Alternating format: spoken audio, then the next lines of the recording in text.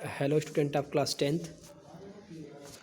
बेटा आज आप ऑनलाइन क्लास पढ़ेंगे hunger, hardship and popular revolt.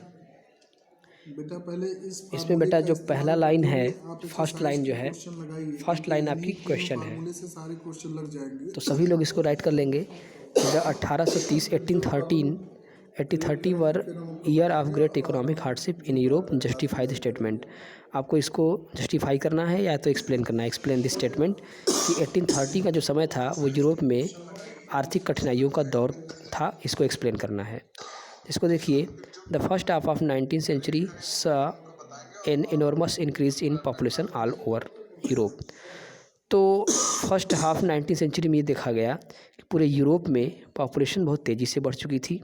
In most country there were more seeker of job than employment. अब job से ज़्यादा जॉब सीकर हो गए थे, जॉब खोजने वाले हो गए थे।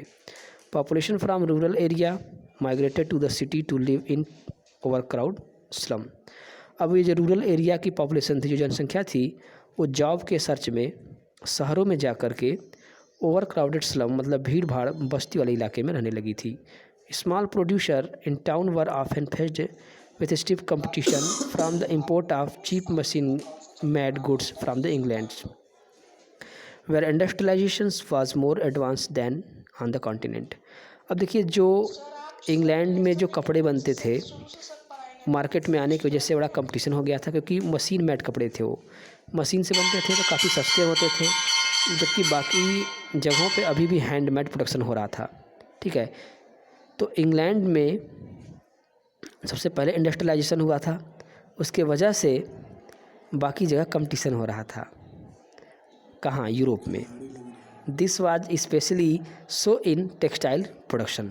अभी जो कंपटीशन था जनरली टेक्सटाइल यानी कि सूती कपड़ा उद्योग के क्षेत्र में था, which was carried out mainly in house or small workshop and was only partly mechanised. तो यूरोप में जहाँ पे इंग्लैंड में इंडस्ट्रियलाइजेशन हो चुका था, जहाँ पे अब मशीन मेड कपड़े प्रोड्यूस होते थे, अब अभी भी कहीं भी यूरोप में कहीं कहीं हैंडमेड प्रोडक्शन होता था, थोड़ा बहुत मैकेनाइज्ड भी हुआ करता था। इसीलिए ये जो कंपटीशन था जनरली टेक्सटाइल सेक्टर में था। In those region of Europe where aristocracy still enjoyed power, peasant struggle under the burden of federal dues and obligation. अब देखिए, जिन क्षेत्रों में अरिस्टोक्रेट लोग अपने पावर को एंजॉय करते थे, वहाँ पर पीजेंट अभी भी अपने ऑब्लिगेशन में जिम्मेदारी, आभार, दायित्व और फेडरल ड्यूज, तो अपने दायित्व और टैक्स के बर्डन के नीचे, बोझ के नीचे दबते चले जा रहे थे। The rise of food price of और year of bad harvest led to wide spread pauperism in town and country. तो देखिए, फसल का प्रोडक्शन भी नहीं हुआ था और फसल की कीमत भी बढ़ चुकी थी। इसके वजह से शहरों में व्यापक रूप से पैपोरिज्म फैल गई थी, मतलब गरीबी व्याप्त हो चुकी थी। इसको आप लोग एक दो बार रिवाइज कर लीजिएगा। यही ऑफलाइन क्लास में भी मैं यही पढ़ा रहा हूँ। ठीक है, तो ऑफलाइन और ऑनलाइन सेम।